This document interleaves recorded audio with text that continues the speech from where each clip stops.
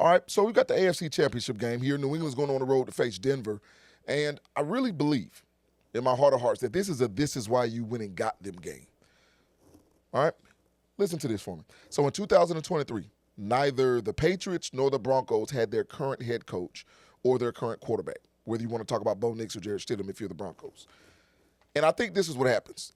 You see Sean Payton, who's done it in the NFL, has won a Super Bowl. You see Mike Vrabel, and then you say to yourself, there's no reason why my organization shouldn't be able to turn around like the Broncos and the Patriots have done. You go out and get a great head coach. He helps turn things around. You get a quarterback that can do things. You hit in free agency. Boom, boom, boom, boom, boom. That's the blueprint. Well, man, you can't have the blueprint if you don't have the architect, or you can't have the blueprint if you don't have the same initiators, if you don't have the same people who are executing the plan. Having the blueprint is great, but if you don't have what's needed to execute and live out the blueprint, it doesn't matter.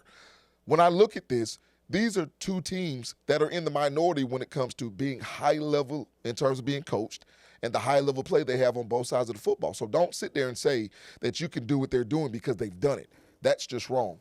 But I will throw these names out as well as we're talking about this game. We know that Bo Nix suffered an injury that was season-ending, and I hated to see it because this was a quarterback who, transitioned in college from Auburn to Oregon and grew up, matured, accumulated a whole bunch of starts in college football. And I think that's really helped him in the first 2 seasons in the NFL, and especially being under Sean Payton. But Nick Foles, Jeff Hostetler, Tom Brady, Earl Moore, Kurt Warner, Doug Williams, I just listed the name of quarterbacks in NFL history that were backups that ended up winning the Super Bowl. Now, I'm telling you that, one, because it's not unprecedented that a guy who didn't start the season can win a Super Bowl. And I know Jarrett Stidham is starting his first game of the season in the next to the last game of the season potentially, so it may be a little different, but the same thing can apply to other situations. But here's my point. Just because it's not unprecedented doesn't mean that it's going to hold itself true for the Broncos. We understand who they have to be. Hey, did you guys know that Bo Nix led the NFL in passing attempts this year? Yep, in the league with Patrick Mahomes, in the league with Caleb Williams, in the league with Josh Allen, in the league with Matthew Stafford, in the league with Jordan Love. Bo Nix led the NFL in passing attempts. And he averaged 6 yards of completion. So this isn't a knock on Bo Nix. This is a salute to the scheme of Sean Payton and that offense in Denver. They want to throw the ball, but they want to get the ball out of the hands of the quarterback quickly. So what makes you think they're not going to do the same thing with Denver? With Jarrett Stidham? What makes you think that Denver is going to have that same type mindset? I just don't think it'll change. I think Sean Payton understands what he wants. This was a guy who, the same way he handpicked his starting quarterback in Bo Nix, he's handpicked his backup quarterback in Jarrett Stidham. Should there be a difference in how people feel about the game? Yeah, possibly. There's a reason Jarrett Stidham is the backup. So let's not get crazy and act like it's going to be the exact same thing without Bo Nix.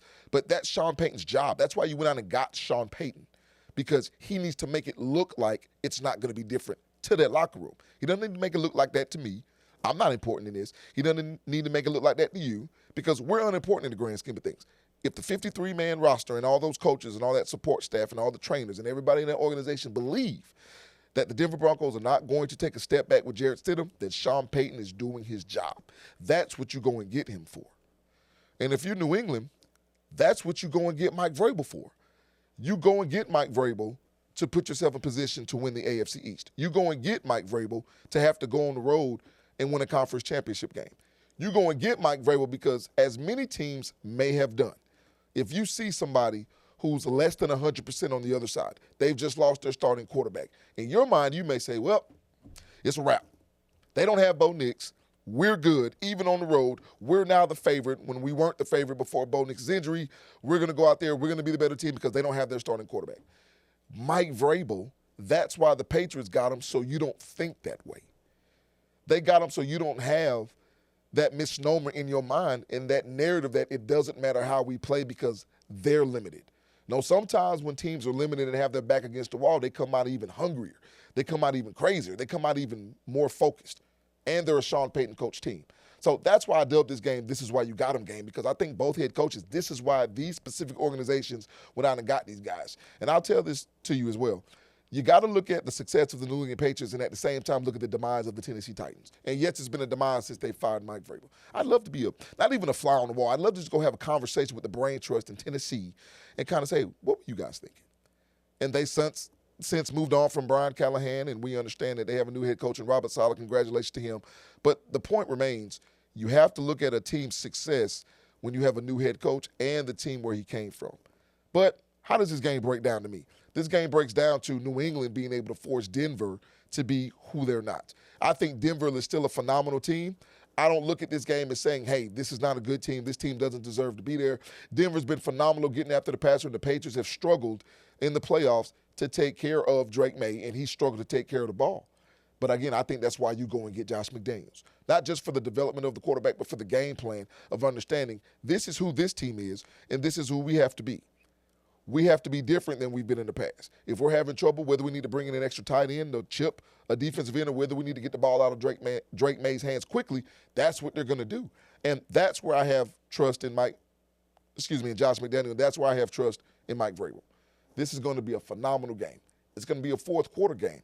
I give the edge to New England, and I think they move on to punch the ticket to the Super Bowl. The NFC Championship game, Rams going on the road to face the Seattle Seahawks. This is why I love the way that the playoff game is structured, because these two teams have played twice before as division rivals. And you'll see how close this was. Like, these were games that were coin flips, and I don't think the NFC Championship game will be any different. It's going to be a coin flip game. But when I was talking about the playoff structure, you remember when LA had to go on the road to beat Carolina, a team that had beaten them in the regular season? I like the fact that they had to go on the road because they didn't win the division. Because this division had three teams that had at least 12 wins. Like, this was a division that was, to the wall, the best in football. You could argue the NFC North because no team in the NFC North, I believe, had a losing record. And I wouldn't fight you on that argument necessarily. But when you've got three teams that are in the divisional round and put themselves in positions to go to the Super Bowl, it's just ridiculous how the NFC West has been. And I don't think it should have come down to anything else than the NFC West battle to go to the Super Bowl. So I watched both of these games previously, and you saw the stats of how close the time of possession was and how close the total yards were and how close the total points were in this game. But if I told you that Sam Darnold turned the ball over 7 times in the previous 2 games, and Seattle won one of those games and lost another one of those games by, what, a point or two? What would you ask? What would you say? I'd say Seattle's the better team. They don't have to be better by much. When I pick these games, I say this team is going to be 1 point better. That's how I pick these games. So please don't run around saying Bam says that such and such isn't good or he's sleeping on them. I am not sleeping on either of these teams. I'd tell you if I were. I just think that this is a situation where players versus plays is going to be the difference. Because with the Rams, it's going to be Puka Nacua on third down for the Rams. For Seattle, it's likely going to be Jackson Smith and Jigma on play action, on first down after they've run the ball. Zach Charbonnet's not playing. He's out for the rest of the year. I think it matters for Seattle. But I also think, like I talked about last week, this team is built differently. On the defensive side of the football, this team can easily have the defensive rookie of the year in Nick Emmanwori. This team has one of the best fronts in football. This team is solidified at every single level.